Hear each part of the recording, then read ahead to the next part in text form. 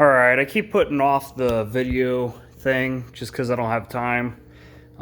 Editing's kind of a pain, so these will all be one-take videos, and if you guys want something more cinematic, we can make it happen. But basically, this is my e-board. This is not my first one. I'm sure it won't be the last. I started doing these about 10 years ago, back before this was a thing. They used to be made with like scooter motors, and I was kind of pushing the limits with brushless electric motors. I have an old setup that I can show you guys if anybody's interested in seeing it, but it was just a giant 8100 solid axle build with whatever I could do in my apartment at the time. And I have even older builds that use dual scooter motors and controllers with a wired controller and lead acid batteries. So I've been in this hobby longer than it's been a hobby. So I take my builds a little differently from people because I know what is required to build one of these. I consider these more vehicles than I consider them a toy. This has a 50-mile range, I'm assuming, or guessing. It might be a little farther. I'm not sure. This is my first lithium-ion battery build, so it's kind of new to me. I usually do lithium polymer, and I wanted to do a lithium-ion build for obvious reasons. But the highlights of this are, it is gear drive. I'm running a 5-to-1 ratio right now on 190 kV Flipski 83 or 6384 motors. I'm running dual Flipski 6.7 VESCs on a custom-made liquid cooling block. This has a quite obvious liquid cooling setup on it that I'll get to in a minute. I'm running a say to Mao. I'm running 84 P42A lithium ion cells. It's a 12S7P battery at 29,400 mAh. They are 4,200 mAh piece cells. We're running a Zhaojiang BMS with an equalizer in parallel because these don't really do the balancing that is required for these bigger packs and these higher power builds. So this will be set up on a switch that I can turn it on and off whenever I'm riding or charging or when I notice it's out of balance.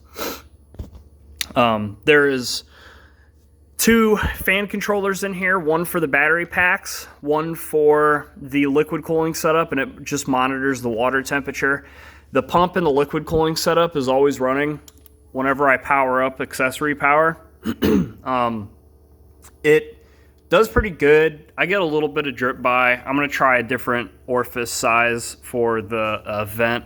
I might not even need a vent. I haven't really monitored how much water temperature change I get on an average ride.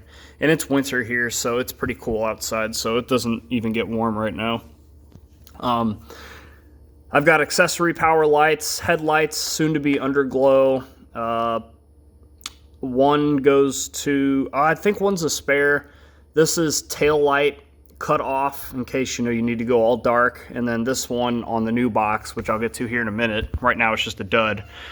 This will be the accessory power switch. I got a 50 to 12 volt buck converter. And yeah, that's basically the build. Everything's modular. All the harnesses come apart. Yeah, it's a little unorganized right now. I'm in the middle of swapping into a newer low profile box, hopefully. All of my parts, for the most part, are 3D printed using ABS plastic. It's pretty sturdy. I'll go over the build styled/design today. As you can see, my buddy is building a board also, and he's basically just cloning exactly what I have with a few minor changes. Like, he's going to do air cooling on his speed controllers as best as he can, and he's also going to have a different top box because of that, but the battery box setup on his is going to be exactly the same. So something that a lot of people question about this is they say it looks really bulky and, I lost flexibility and whatever. Well, let me just go ahead and eliminate those thoughts real quick. This deck is a medium ply Trampa Holy Pro 2-wheel drive deck. And these boxes are mounted on a single axis.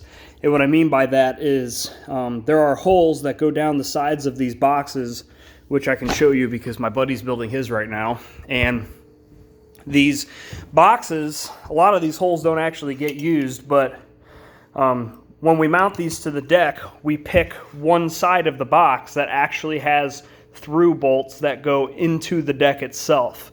And the reason we do that is if you have bolts on each side of the box, then when you flex the deck out, it's going to try and stretch or compress this box depending on what you're doing.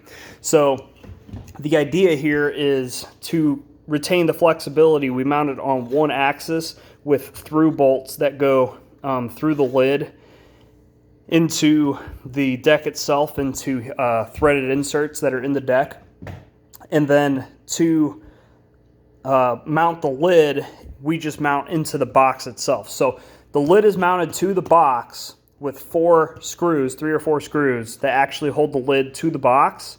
And then there are longer bolts that pass through the lid, through the box, into the deck to physically hold everything to the deck stable, like really, really stable. And we do have 2 bolts, one here and one in the bottom, that go into the deck itself. So technically the center of the deck is, or the half of the width of the battery box is kind of braced against the deck itself. And we do that because when you take the lids off to work in the battery boxes, which I will be doing in mine later to install some additional wiring that I need for lights, these basically are just to hold the battery box on the deck while you're working in the battery boxes. This hole is a little bit bigger than the bolt itself, so it allows a little bit of movement, but there's so little movement in that distance on the bottom of the board with flex, so it doesn't really strain anything. If it did, it wouldn't be able to do what I'm about to do. So I'm going to try and set this phone up here real quick so you can see just how flexible this really is. And I know this is just the most fantastic video quality that you've ever seen. And as you can see, it is very flexible and it does not bottom out. And I'm putting quite a bit of weight into it. This lower skid plate is split in the center so that it allows the skid plate to spread. And there are slotted holes on the bottom, which I will show you here in a moment. You'll notice there was no crunching sounds, no strain on the battery boxes, nothing. And this is basically just as flexible as the unbattery boxed board that's sitting on the wall behind me. So as you can see, these holes that these bolts are mounted in are slotted so that it allows this skid plate to slide along the bottoms of these boxes. There's a steel spacer between this washer and another washer that's between the lid and the deck itself, or the skid plate itself, that allows this to slide freely. So there's actually no clamping pressure on this whatsoever other than this outer washer holding it to the deck shape. It is hard mounted in the front. Looks like I forgot to put that bolt back in. It's hard mounted at the front and rear of the deck. So it is stationary at the front and rear, and then it allows this whole section to slide across the battery boxes as you ride it. Another thing that's interesting is these battery boxes themselves are air-cooled. Let me get my cat out of here.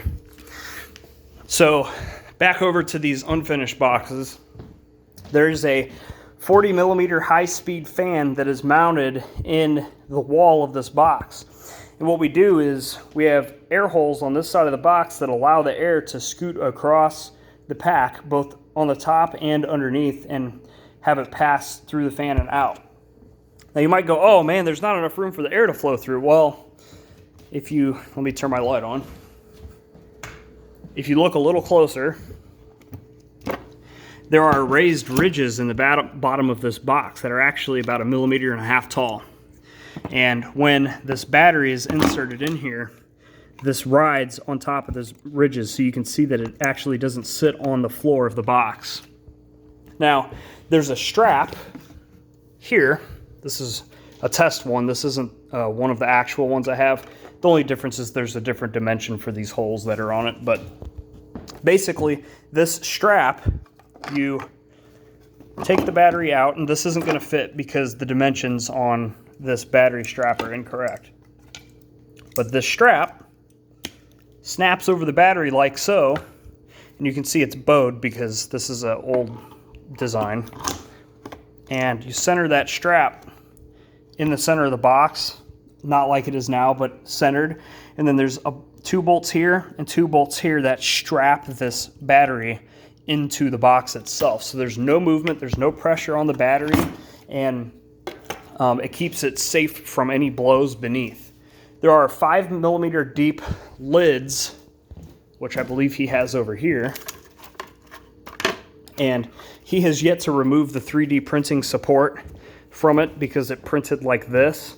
But this section peels out of here with like by hand, and that means that it leaves a recess in the lid of the box. And the reason that that recess is there is because that strap sits flush with the surface of this box. So this 2mm deep recess allows a gap to be present between the top of the battery strap and the bottom of the lid. That way, if you ever, for whatever reason, hit anything that hits the center of this, there's 2mm of air for the lid to flex before it hits this and puts any form of pressure on the batteries. And believe me, you're not gonna, I don't even know how to test this, but you are not gonna get that to bend. You might be able to get it to bend this way a little, but that's ABS, and ABS does not mess around. Another thing that's different about this board is I have a built-in toolbox at the rear, and you just remove these little thumb screws, and this is basically a tire change or like basic maintenance kit, and I'll put some other stuff in here like some spare hardware, maybe a spare anti-spark key. But the idea here is I want a full spare tire with me at all times, because if you've ridden these boards, you know that those inner tubes and tires will pop, and there's nothing more annoying than having to spend 15-20 minutes changing an inner tube roadside and losing a bolt or something. So in this toolbox, as you saw, I just pulled out a 16mm wrench for the wheel nuts, Allen key. I don't have one that fits that because the plan is to make a thumb screw that replaces this little bolt. But then I have the assortment of smaller Allen keys that are used across various parts of the board. And then inside this little silk bag, I have a hand pump. And I really like this. I can put a link up if anybody's interested in where I got this. But it's a really compact, very nice aluminum bodied air pump. And it's totally collapsible. And this thing pumps some air. I mean, look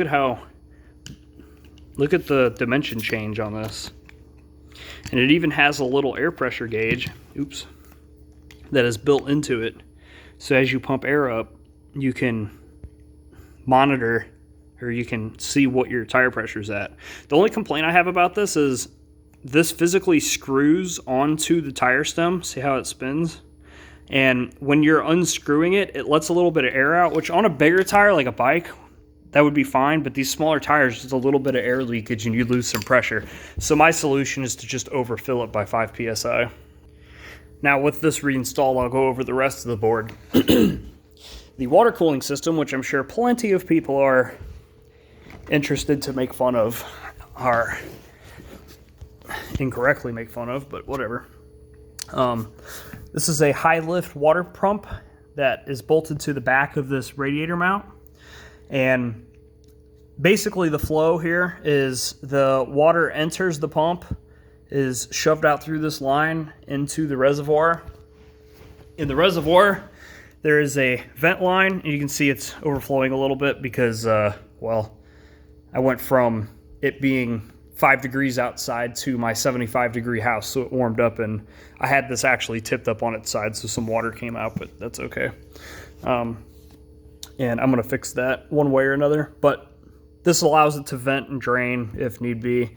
Water flows down through that part into the side of the aluminum cooling block, comes out this fitting here, runs down the other line back to the radiator, and that's your full loop. I have some clips that I'm going to print that will hold this line a little bit more professionally up and back, and it'll be a little bit more protected. It'll still have the open line look, but it'll be more sturdy. On the sides of the battery boxes, I have these heat set inserts I forgot to mention, and these are here on both sides because the plan is to have little covers that I can bolt onto the sides of this if I'm ever riding in weather where I don't need water getting into the boxes. I don't consider this a waterproof board, and even if you have a board that's waterproof, well, have fun with your waterproof board. Let me know how long that goes for. This is built this way because I live in a terrain that is extremely hilly. Just looking out the back of my house, you can see that I live in pretty big hills and valleys. That's pretty far down there to get to that road down there. And the hill that comes up to my house is no joke. And all the areas that we ride around here in Missouri, they're basically all extremely hilly. And I spent a lot of time pulling my 200-pound butt up and down really steep hills, and I've always had experiences with different speed controllers even before the VESC coming out, and they almost never run as cool as they should. I've tried different heat sinks, I've tried different fans, all sorts of stuff, and it just gets old after a while. And I like to do things for the wow factor. When you see this thing coming down the road, especially at night, it's a little different.